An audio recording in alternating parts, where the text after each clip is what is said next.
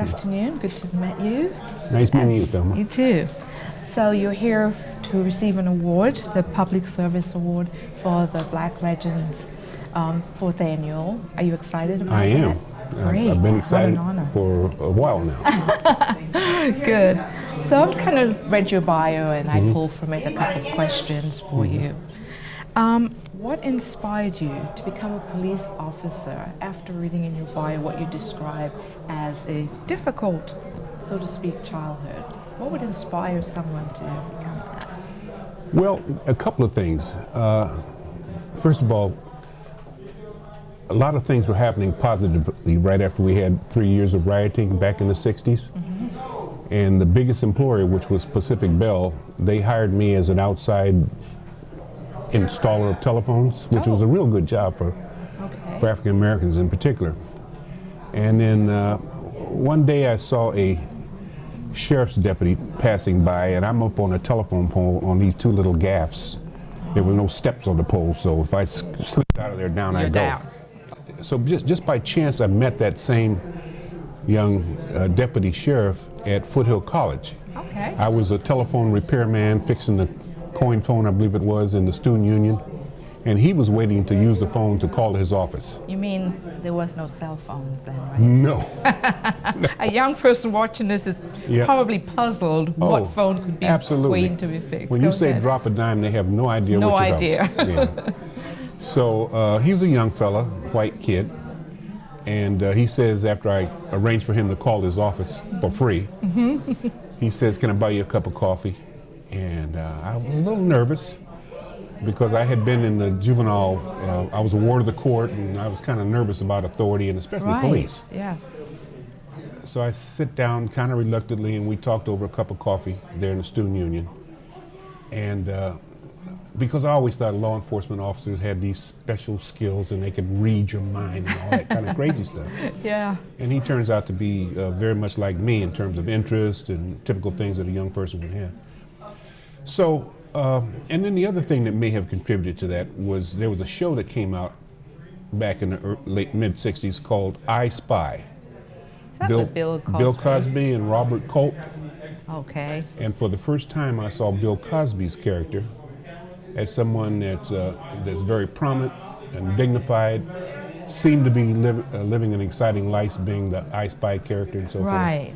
And I started seeing other positive African Americans on television for the first time. Quite frankly, I had only seen characters that were playing sometimes a buffoon or something like that. Right. So I later saw that same deputy, and he seemed like he was having an easier time than I was having up on a telephone pole. And so he encouraged me. He said, "Why don't you take the test?" So I did, and I first, for a short period of time, I was a deputy sheriff here in this county. And I may have been either the first or the second African-American deputy sheriff. In Santa Clara. In Santa Clara County. It shows you that there was no representation of people to speak of in the criminal justice system. And so I wanted to be a San Jose police officer, but I had to have 2 years of college. And at the time I had a year and a half. So I'm driving a police car out in Saratoga and Santa Cruz Mountains and Cupertino while I was going to City College to finish up my 2-year degree. And then I transferred to the San Jose Police. I had you asked me when I was age 17, 18, if I was going to be in law enforcement, I said, "Oh, of course not." You know. Right. That's why I had that question for you in particular. Because it was tough even back then for African Americans being in the criminal justice system because it was so flawed at that time. The criminal justice system, starting with the police. That's where it begins. And I didn't want that reputation all the time.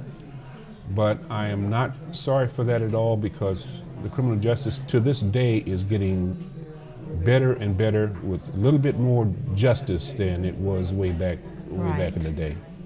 So you've seen the improvement. Yes, and I'm responsible for my own contact with people. You know. And so I'm happy that I did that. Okay. You see and hear the daily media reporting of the police activities. A lot of times it's not the best. Here and there we may hear of a really good situation. Yes. what are some of the things we can do as citizens to help improve and help the police more? I know exactly what makes for a better police organization. It's pretty simple. An active community, one who is paying attention and has expectations out of their police force.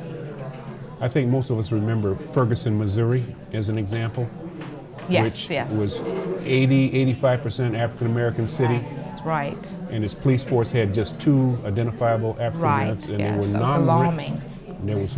they were non-ranking officers, so they had no organizational power. They were patrolmen, and that's a mismatch.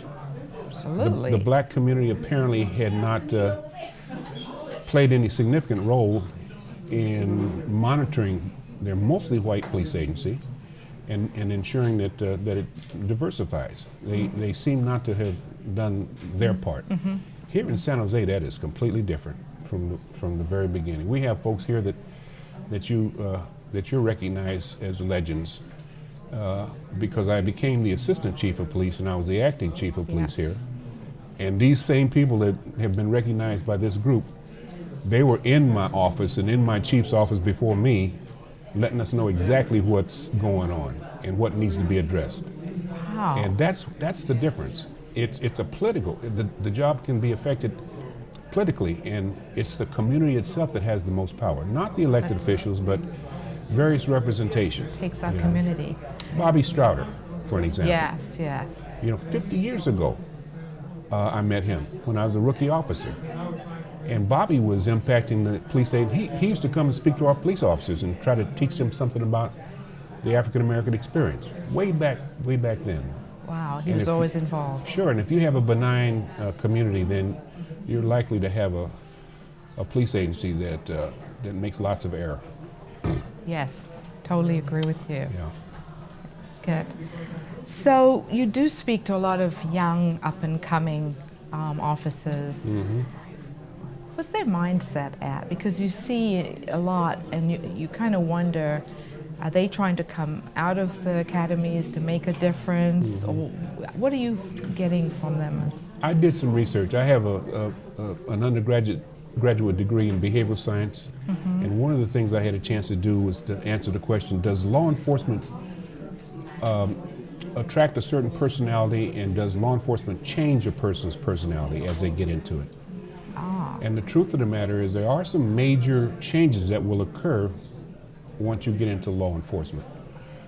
Perhaps you have a tendency to be more assertive, and I'm not talking about combative, but assertive. Right. Because you have to learn how to influence people.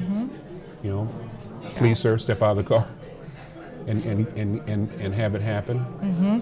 You have to be somewhat of a risk taker from time to time. I've gotten many calls when I was on the street of man with a gun or shots fired and so forth, and I never wished that I could just disappear, but I always was heading for that particular call. I didn't even think about the danger in it, to be quite honest. I really didn't. So there are some changes that occur. The ugly side of law enforcement is there's this thing called a police culture, which is similar to the military. I'll never leave an officer behind. I got your back, and it's in some cases it's us against them in terms of the criticism that sometimes is warranted. Right. And even when there's known imperfection, in other words, we know that Officer Jones is cuckoo. Yes. We all know that. Yes, but we're going to support him. But basically, they can exist. And so the remedy to that is, of course, a very strong personality at leading the agency, chief of police. Right, yes. And a very active community. Miss Callender.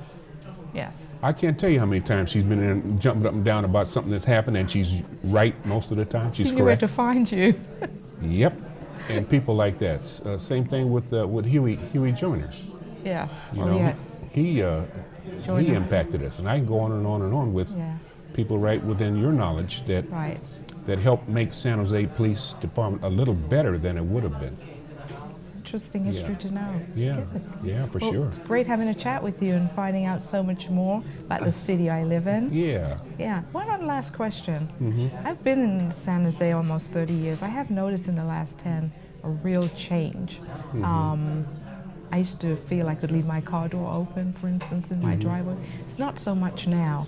What has changed here in our last 10 years? When I was the acting chief, I retired in 1998. We had 1,400 sworn officers on the department. The city was almost 1 million. It is 1 million now. It is 1 million, within yeah. the city limits. And most agencies would have maybe 500 or 600 additional police than they have now. They got down to 1,000 officers, so they didn't have the time to do the front end, the preventative kinds of stuff. Organizing neighborhood meetings and, Right. and doing the stuff that that prevents crime, and that was part of it. San Jose for years and years was the safest Absolutely. large city in the entire United States, large Yes. city. And I don't think it has that position anymore. No, it does not. It's Yeah, lost so it. I understand it. I had my house broken into, and I think it took maybe an hour or so before I got, any police service, because they just didn't have the staff. They're getting better now. They've improved, but yes, you're right. A couple of things I'd like to say. Number one, I suggested if we haven't engaged the police department, for an example, when I was there, we had an advisory board of black folk, significant black folk. And we would meet every month to say, hey, what's going on? What are some of the issues? What do we need to do? Right. And then when there was a critical incident, those folks can often help us deal with it publicly. And the agency will absolutely respond to black citizens from the community. I can guarantee that. Is it still around? I don't know that with Maybe this, we with need this to bring new it chief, back. but there's something that could be suggested to him Right. if it's not around. Have a blue ribbon panel that meets regularly to talk about issues. Issues in the community. And Yes. when I was there, we'd bring our senior staff there, we'd bring supervisors in, and we'd have a dialogue about what needs to be done. That's an example. The other thing is, it's an honorable job in spite of the error that occurs. But I have personally, one day I was driving and the lady was screaming and her baby had swallowed a candy was still wrapped. And the baby hadn't had a breath in about 3 minutes. And I just happened to be there, and I grabbed it. It was 18 months old, something like that. Shook There it came. There it came, and so the other side of it is it's a peacekeeping job. Right, absolutely agree. Yeah. And there's nothing shameful about it. However, some colleagues will do some things that would shame you, and some of those activities are criminal. Yes, yes. The cameras are good. unfortunately. That's changing things. Yes. And Black Lives Matter, that mindset that's now sinking into a lot of police agency, It's good. is starting to help things change. Good, good. Again, it was wonderful, and enjoy the rest of your evening. Well, I Mr. certainly will. Adkins, thank you. Thank you so much. All right, thank you.